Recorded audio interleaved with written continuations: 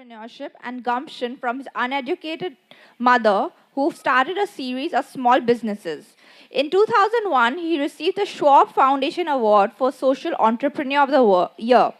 In 2007, he was elected a fellow Ashoka, Innovators for the Public, and also became one of the key members to convene the Sustainable Sanitation Alliance, composed of key players in the sanitation space. He was named one of the heroes of the environment for 2008 by Time magazine. His book, The Gumption of Mr. Toilet, Mobilizing the World to Effect Change, was published by Penguin in August 2024.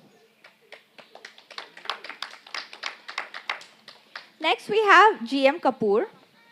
GM Kapur is a member of the Institution of Engineers as well as a chartered engineer. He is currently the chairman of the IIMC Alumni Association of Calcutta chapter and the recipient of the Distinguished Alumnus Award of IIM Calcutta. He chairs the Archives Committee of IIM and advisor, Trade and Commerce to the Royal Norwegian Consulate in Kolkata. He is also representative for PIQL as a leading Norwegian archival solutions company. He is a president of the Calcutta Management Association and a council member of AIMA, the Apex Management Association in the country.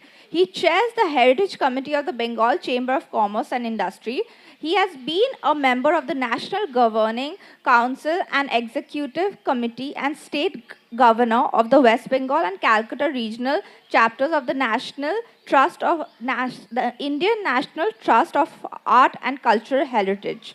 As advisor, he continues to direct the operations of the INT ACH Conservation Institute in India, in Kolkata, the first such institution in this part of the country to take up conservation of art and material heritage for collections in the private domain.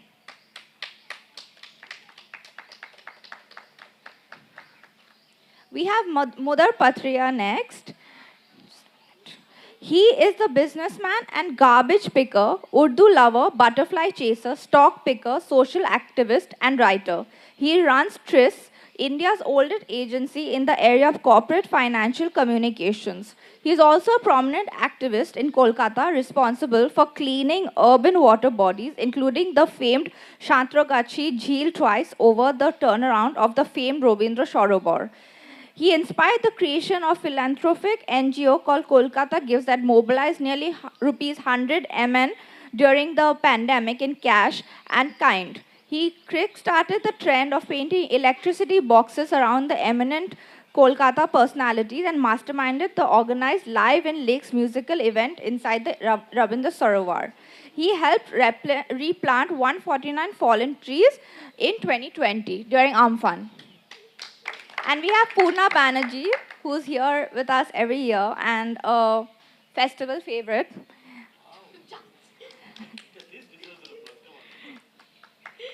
So Poorna Banerjee writes about food, films, and music. She's the owner of P Consultancy and provides restaurant consultations, social media strategies, as well as PR and digital marketing solution to restaurants and hotels. Considered to be one of the pioneer bloggers of Kolkata, she deleted her long-standing food blog presented by P in 2024 after watching a food blogger called Goriahat's Campari restaurant a hidden gem. She currently writes for several publications, including the Times of India and Condé Nast India, and is deeply interested in understanding various aspects of pop culture and trends and how it affects various social media platforms. Welcome to Kolkata Literary Meet. Can everybody hear me? Great. So thank you so much for joining me on this wonderful afternoon where we are going to talk about something which probably a lot of people doesn't want to talk about. And that is, in my favorite terms, I would use cat, shit, poop.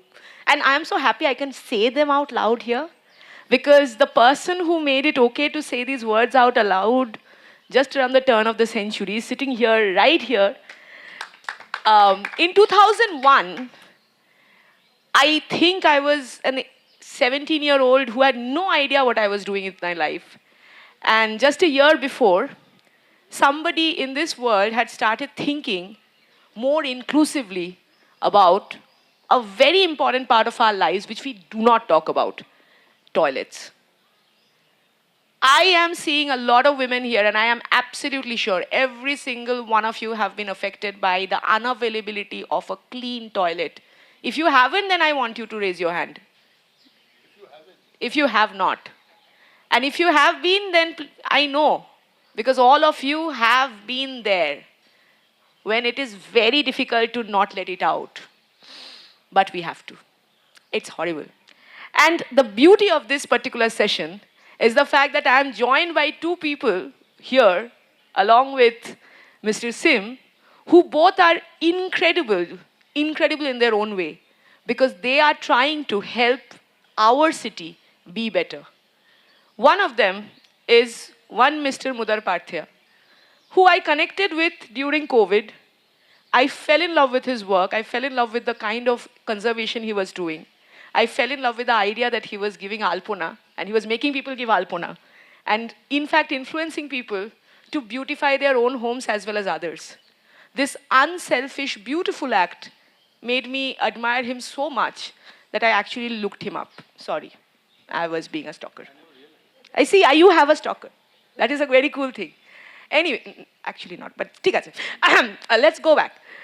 The other one is Mr. G.M. Kapur, who has been one of the most important people to acknowledge states of heritage, places of heritage, and give them their due respect, regard, and also help them restore and conserve them to getting back to their former glory, and if not, to modernize them enough so that they can actually be there in the future rather than getting extinct in the annals of history. We have in Calcutta lost a lot of places over the years, and there has been activists who have stood against them, spoken about it, and made it possible for buildings to get torn down, from buildings to get no conservation and get promoted. We have been able to do some things, and that is actually due to, a lot of it has been due to these two people who are sitting right beside me. And today's session is going to have a long-standing discussion, which I've been wondering about, is to have somebody who has been able to create a revolutionary activity over the last 25 plus years, actually, nearly 35 years, I think. That's a very long time.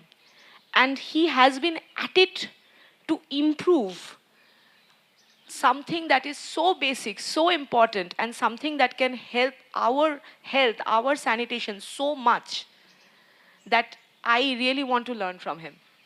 So, without further ado, I would like to invite Mr. Sim, Mr. Jack Sim, to have a little chat with us and tell us about your very illustrious journey.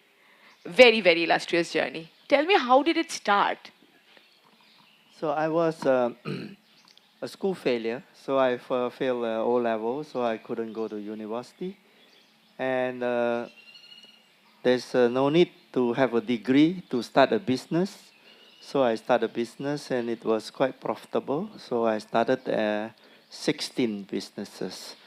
And by 40, I have enough money to buy houses and rent them out and retire. I didn't want to continue making money at 40 because I realized that the people die at 80. So I have already spent 40 years, and the other 40 years is better to be used in more higher meaning and purpose.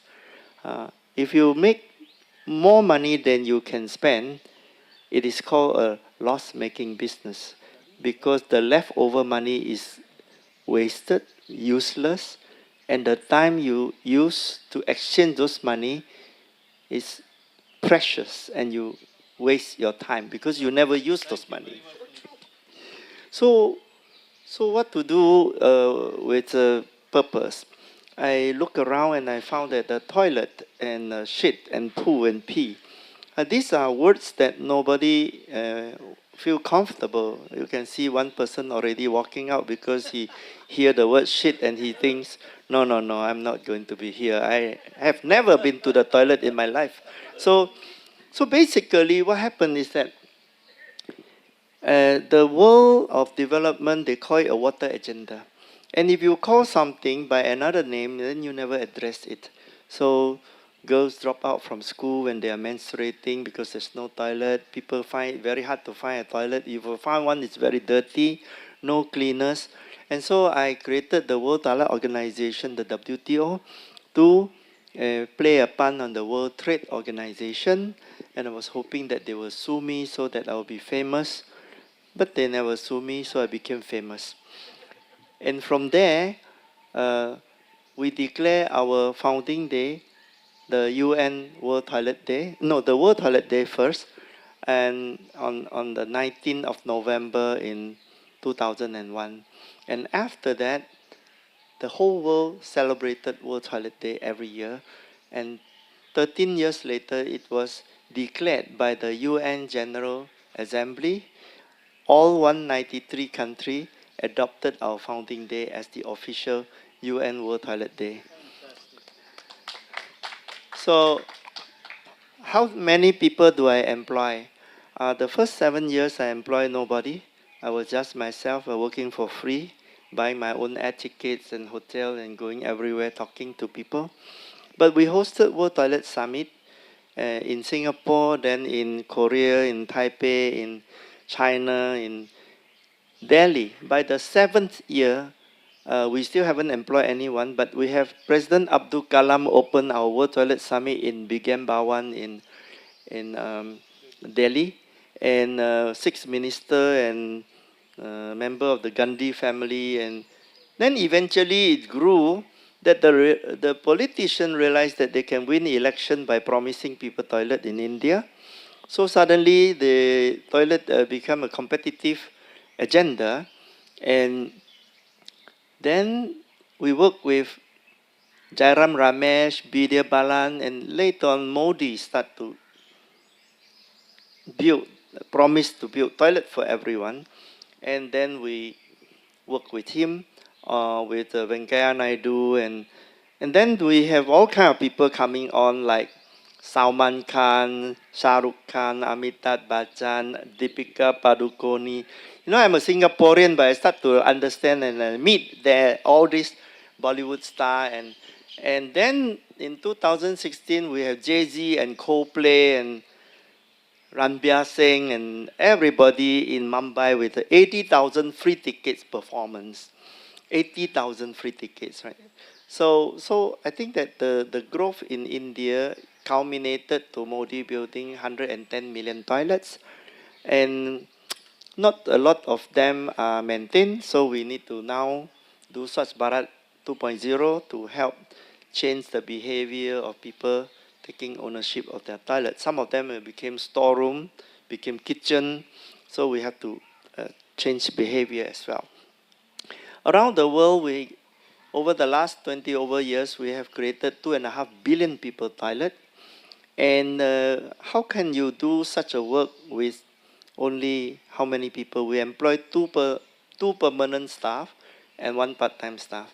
And all the work are done by partnership around the world.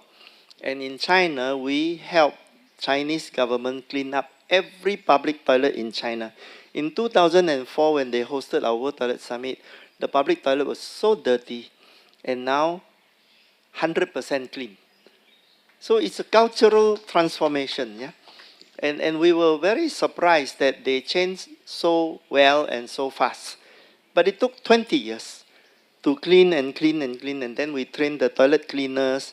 So in India, we started with Aurangabad with one World Toilet College, supported by Racket Kaiser. We call it the Harpic World Toilet College. And we end up with 15 World Toilet College. So we trained 30,000 toilet cleaners and the sewer diver. In India, there is this job which is a sewer diver. You know, a man dive into the manhole and immerse himself full of shit to take all the straw and manual scavenging, and then he emerged and he threw the basket of rubbish, and they gave him a shot of alcohol, and he dived down again. This person have an average lifespan of 45 years. And I think when I saw that, I said we have to change this. So we started the World Toilet College, and now they are trained to stand above ground and put the machine inside. And all this machine, the first batch was donated by Amitabh Bachchan. He's usually very stingy, but this time, yeah, it's quite good. Uh, yeah. So for Salman Khan, he was at the India Today conclave, and I was in the audience, and then I asked him, why don't you make a movie for toilet? Eventually, he wondered, what is this person? He asked the host, who is he? He said, no, this is Mr. Toilet. And then he asked me on stage, and then we start talking, and he donated 20,000 US dollar, and he asked everybody who wants to donate. And so we raised 140,000 US dollar without planning that night on national television. So the other people who pledged, they cannot renege because they are photographed in the camera. And then finally we have World Toilet Summit in Mumbai with Akshay Kumar making Toilet a Love Story and Pat Man. So I became quite popular in India with all these people, and I hope to continue to work. Chandra Babu Naidu has appointed me such Andhra co-convener, and now he's back in power, so I'm also going over there. Thank you very much.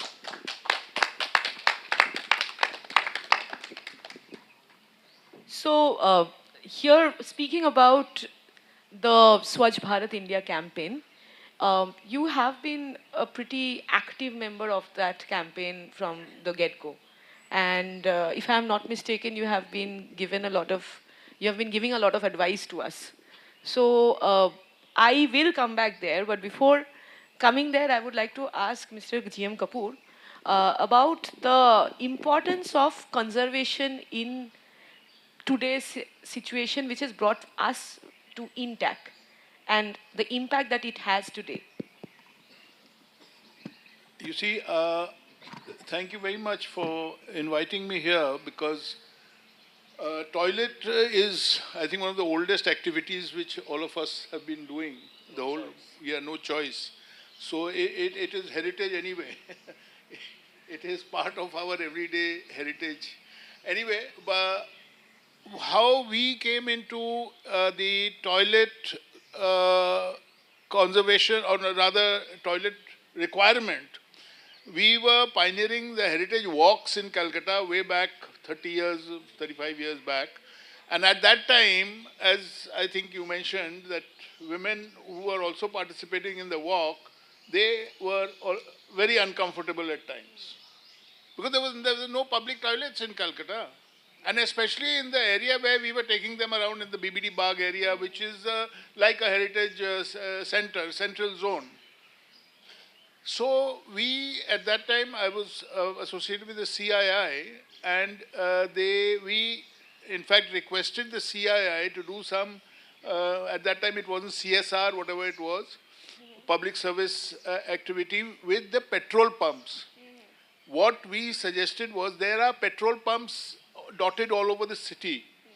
If you ensure that petrol pumps have clean toilets, then anybody who wants to use a toilet will remember that, okay, there's the Bharat Petroleum pump just round the corner. So I can hold it till then, and then I will go there and relieve myself.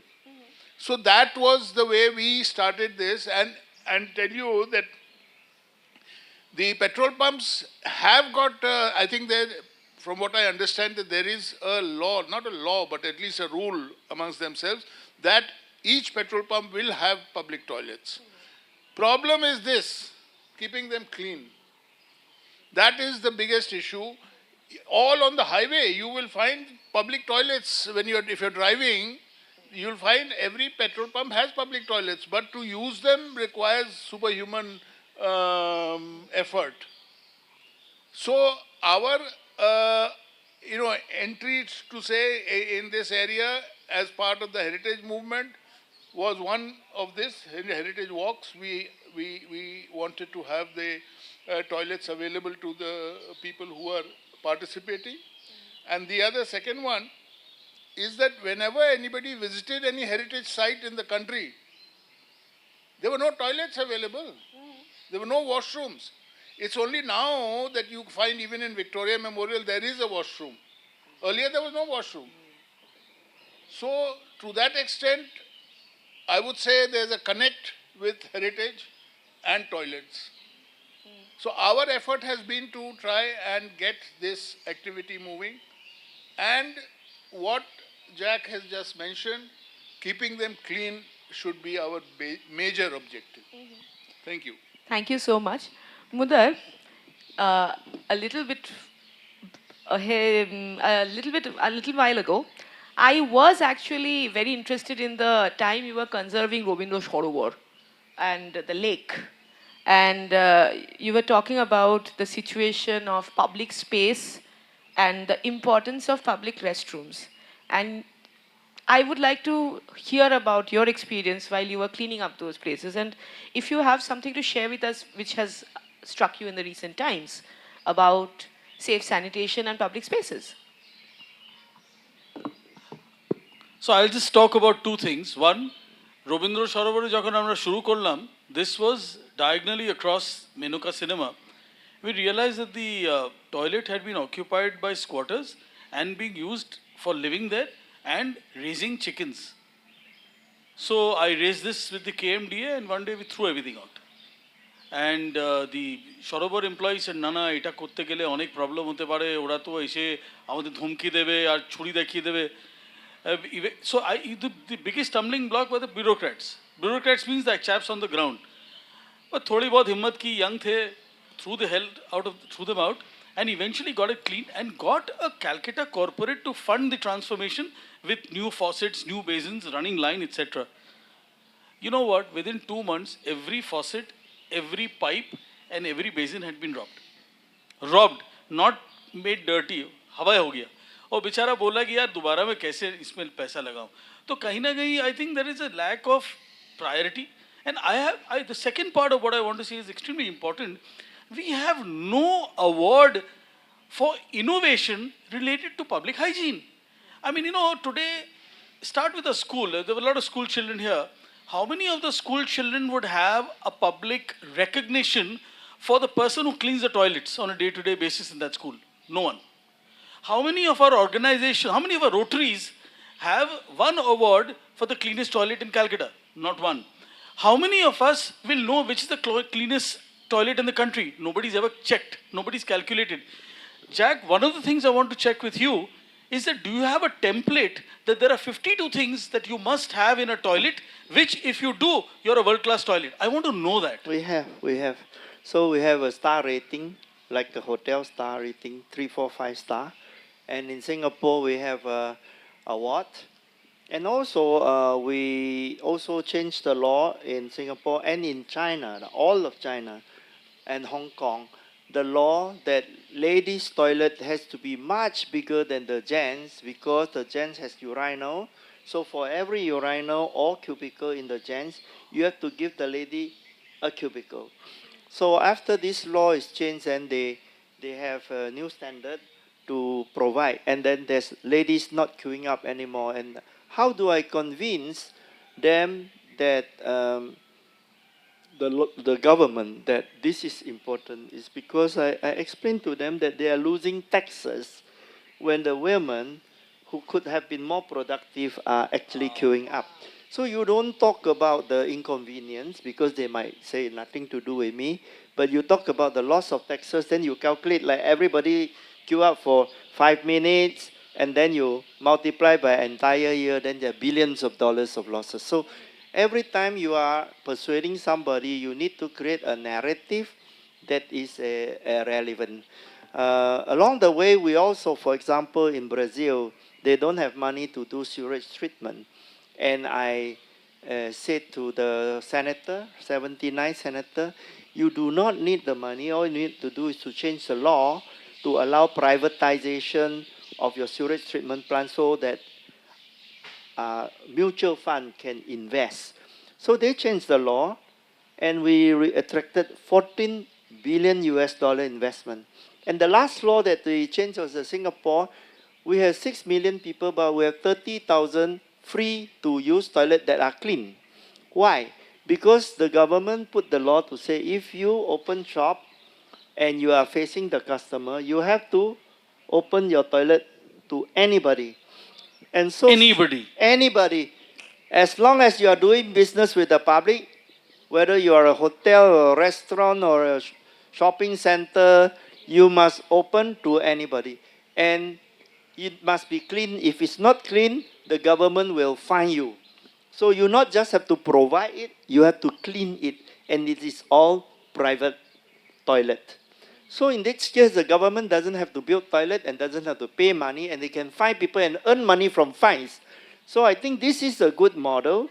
Maybe we should do that in India. Jack, I think what we need in India and maybe even Calcutta, we need maybe 5 or 7 or 10 mavericks to sit around the table and come up with innovative ideas. I think the word innovation is the last word to be applied to public toilet or public convenience. You bring the government, I talk to them. I can convince I will anybody. bring the government. Will you come? Yeah, I come. Because the fastest way I solve problem is I talk to government. Otherwise, talk to NGO, that's impossible to scale. I actually wanted to ask you something very interesting.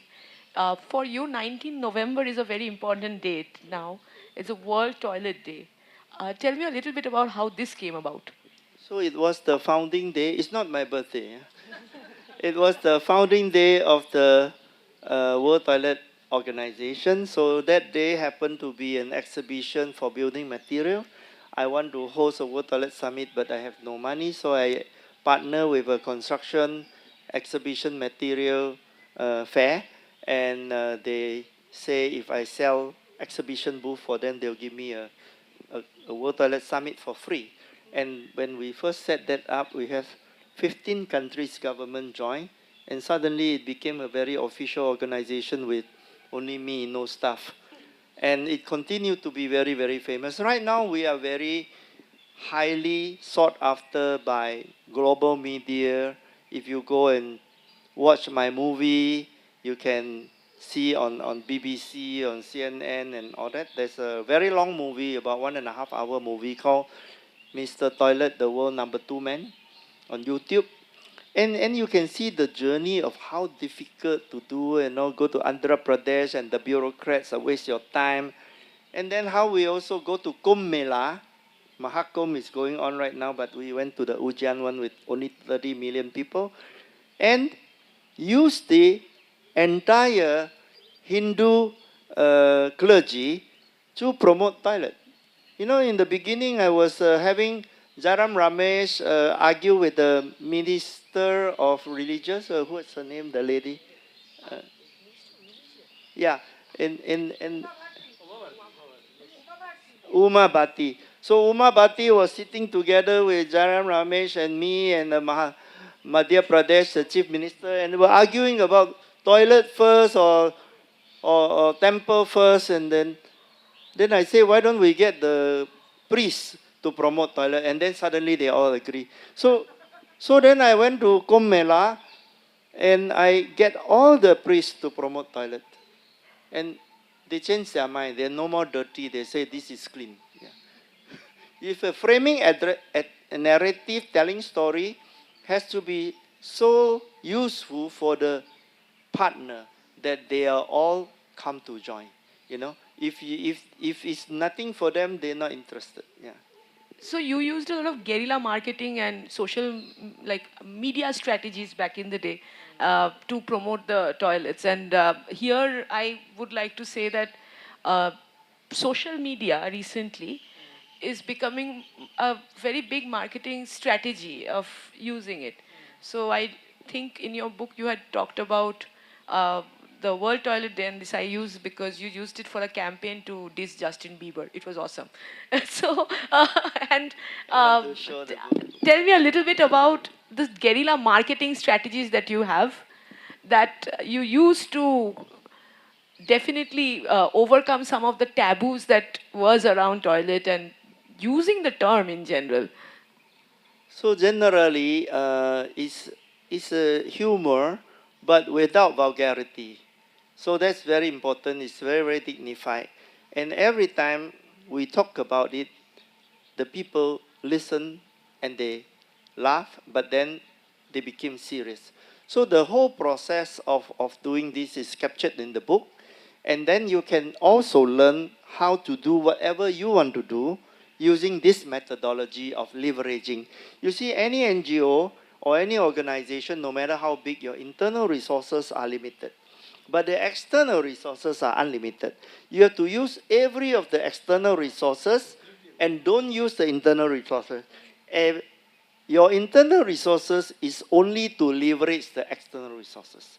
And if you can get a lot of volunteer, you actually don't even need to pay for the internal resources. So I think that it's not, the book don't just tell about toilets, it's also tell about how to live life in a meaningful way, a purposeful way, so that on the last day of your life, you can tell yourself that at least it was a good journey and not that I have bought 2 or 3 Prada and 5 Mercedes. So maybe that is not so important, right?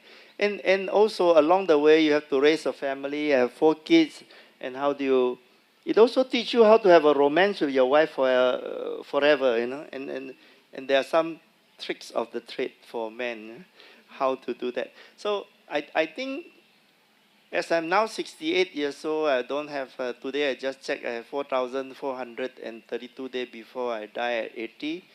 So time is very short. How are you sure? You know the Indian average lifespan is like 70 plus. We want to give it Yeah. the Singapore average, which is The Singapore average is like 82, 83. But then you see, I put 80 because the last 2 years, I have cancer, dementia, diabetes, glaucoma, arthritis, thrombosis, ulcer, and what's the point? So it's not how long, it's how useful and how much impact you create. So you have to be realistic, right? Don't waste your life. Your life is the most precious thing, time. And then if you waste it watching YouTube, except my YouTube, then I think it's think of how you can talk to yourself on the last day that I like my journey. I think I did something good. yeah, please. You must have heard of Bindeshwar Pathak.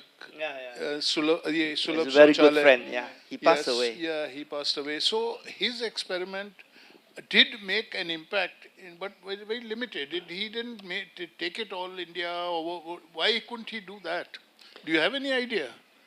Because His model he's was a similar to model. yours. No, he is an organization and everything is done in that organization. And his organization is big, but as I explained to you, all resources are limited. So if you are doing within one organization, you can do so much and you can't do more. And mine is a reverse. My impact is done by other people. And that way it can go very fast. And also the attribution is for the other people. So it's like don't go and claim that all these are done by me, but my job is to orchestrate, incentivize, and instigate people. For example, when I go to Cambodia, the people don't have money to buy toilet, and the government also no money to invest. So when I went to look for the village gossipers, and I tell the gossipers that if you gossip that people who have toilet are looking down at people who don't have toilet, then they will buy toilet. And every time you sell a toilet, the manufacturer will give you $3. So you are a commission influencer.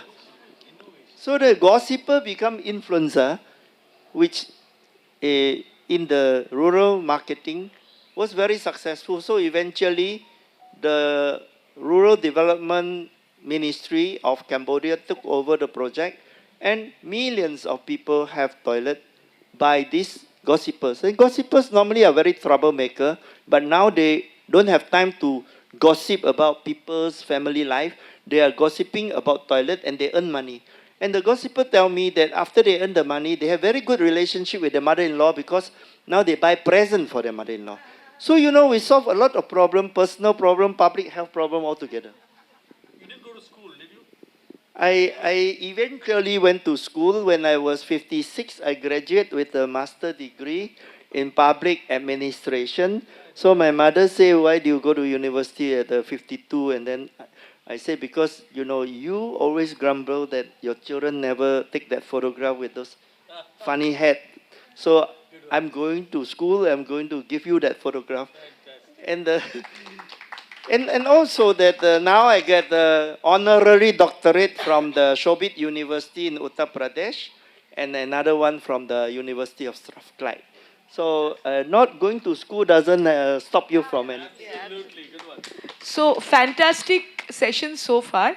I would like to ask Mudar, you have been using social media to utilize a lot of your causes and calling for action.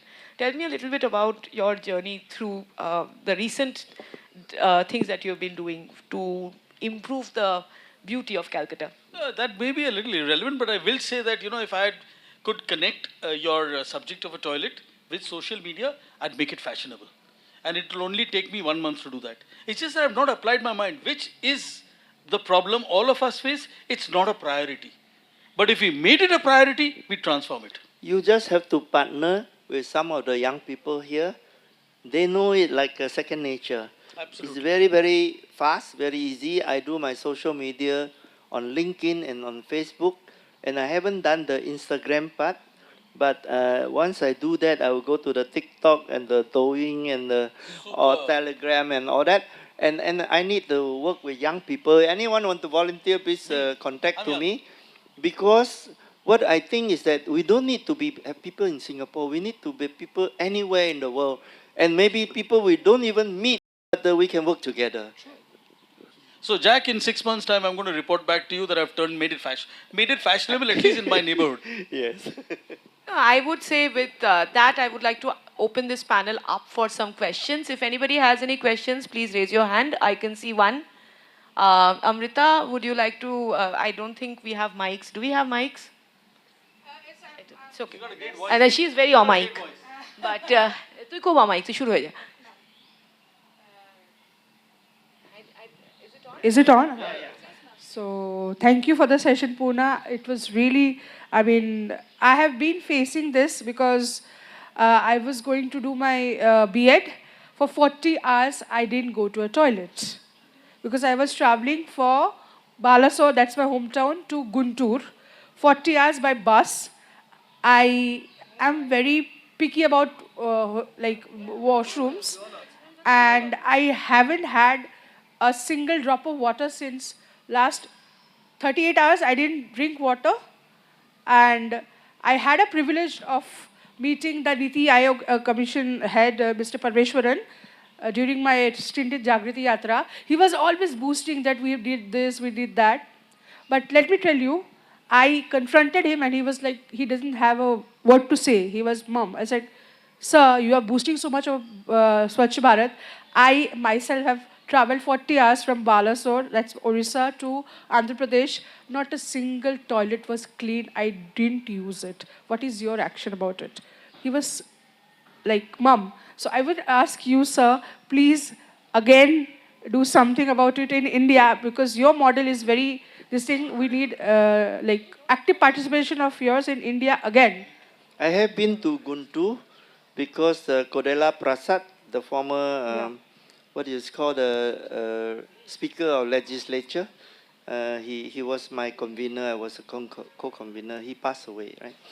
So basically, I think if you like, we get a group and work with Chandra Babu Naidu. He's a very nice friend.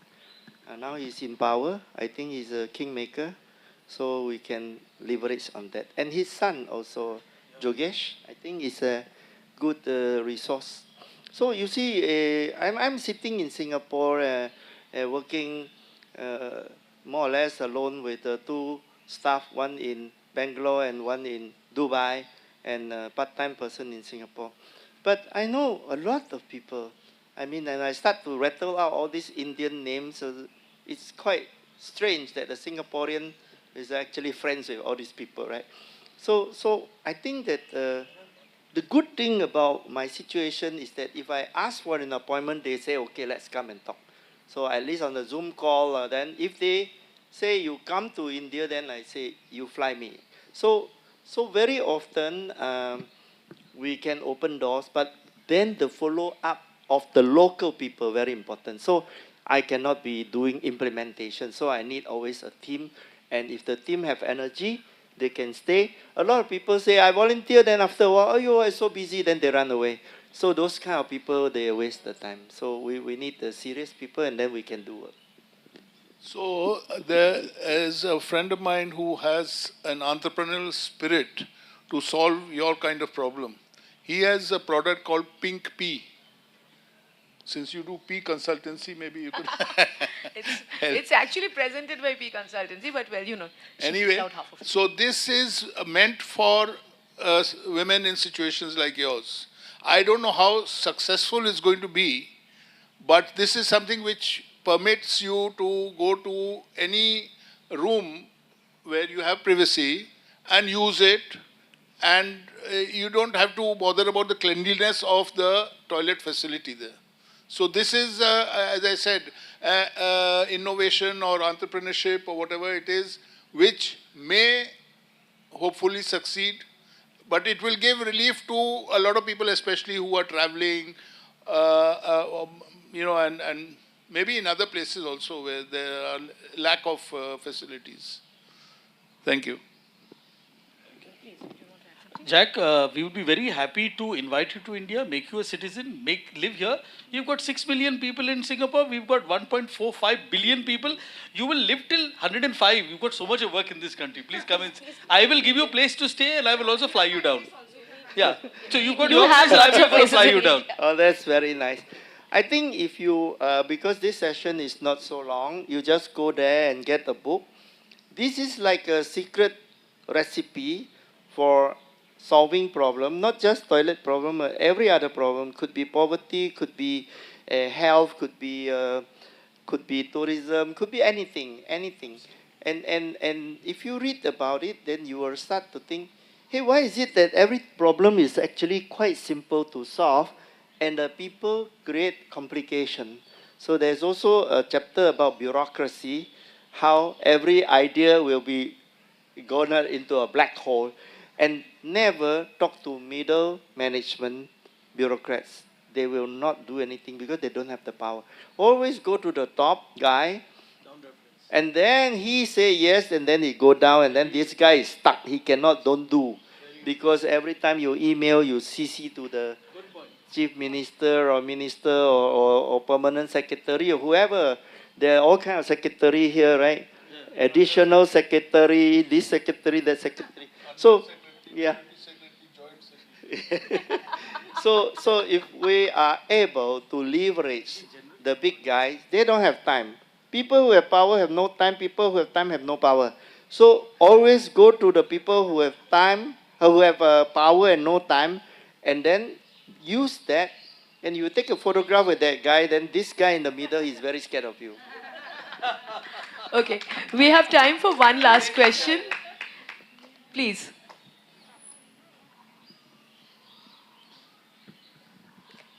Thank you. This was a very, very interesting session. I have one question, which is also sort of a thought that I wanted to ask you. In the very beginning of this session, Jack, you mentioned that words like shit, pee, and poo are considered to be taboos, right? And I pretty much agree with that. And what it led me to think was that it also somewhere seems like an urban people problem, where I've seen that people in urban cities, big cities, are more uncomfortable using these terms than, or talking about these things than people in rural areas. And there are also these words. For example, we'd say that I want to go use the loo, but we're sort of uncomfortable saying that I want to go to the toilet, or there are these restroom. Yeah. Yeah, exactly, fashionable. And we also have traditional words for sanitation. We are very uncomfortable using those words, but we're okay saying the urbanized terms for those. So, is it something that is deep rooted in? Is it maybe classist? Is it something that is deep rooted in our the way that we've been brought up? Yeah. So basically, every taboo in history of mankind takes a movement, and it starts with one person, and later on it happens. For example, women are not supposed to work. They're supposed to make babies and wash the clothes and take care of their husband and cook. But women liberation started, and then over a period of I don't know, probably almost 100 years, then it built momentum, and then women become equal to men.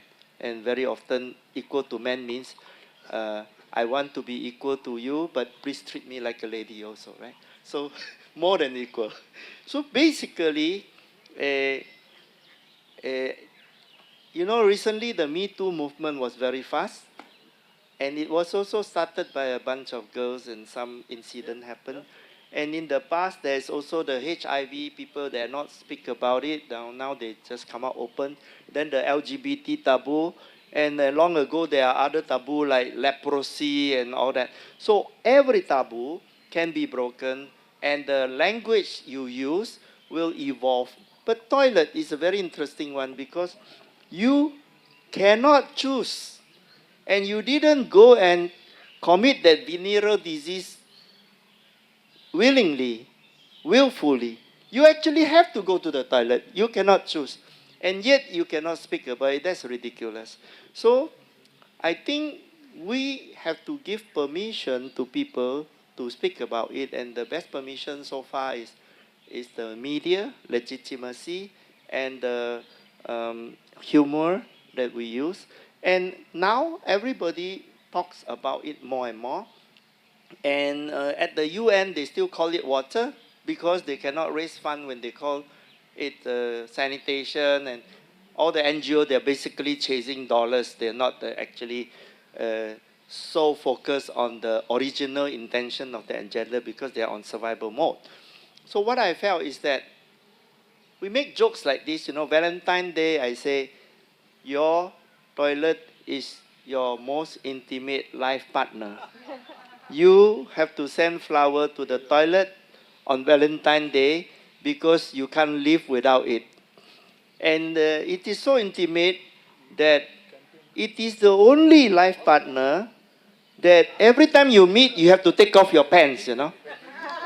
Now this kind of humor are real, it's serious. And people say, I cannot dispute that, it's very funny, but now I have to think about this subject. So as you plant the seed with people's mind, for example, we are planting the seed today, and then you also go and legitimize it and talk to your friend, and then buy a few copies and give it to your friend and read about it, because you cannot choose, therefore you must be elegant about it. People think, oh, I'm so good looking. How can I produce a pungent smell? How can I produce that brown stuff? I will never admit it. You try to go to the office and ask people to admit their mistake, they will admit it. But you ask who fart, nobody will admit it. Before we end, I would just like to end with a very little observation that came from T.M. Krishna, one of my favorite musicians of all time. So he was working with Perumal Murugan, a very celebrated Tamil poet, and they were writing about the drudgeries of people who pick up feces for a living. And while he's singing it, he's singing the song, he's composing the song, Mr. Murugan, who was previously using the more erudite term for feces, suddenly says that actually the term I wanted to use is a very slang Tamil term. It actually means shit. And Mr. Krishna, who was trying to sing the song, using the word shit, understood he couldn't sing it. Because every time he's trying to use that one slang in the otherwise extremely classical song, he realized his language, his own, what we call bodh, was stopping him from saying that word. That is the taboo we need to break. We need to break the taboo of language. We need to break the taboo of not speaking out loud in order to improve something that is so crucial to public hygiene, so crucial during a post-pandemic situation. Thank you so much. We will be ending today. Thank you so much, Thank my you. co-panelists. Thank you, And don't, please Thank you. speak out. Don't be constipated in your mind anymore.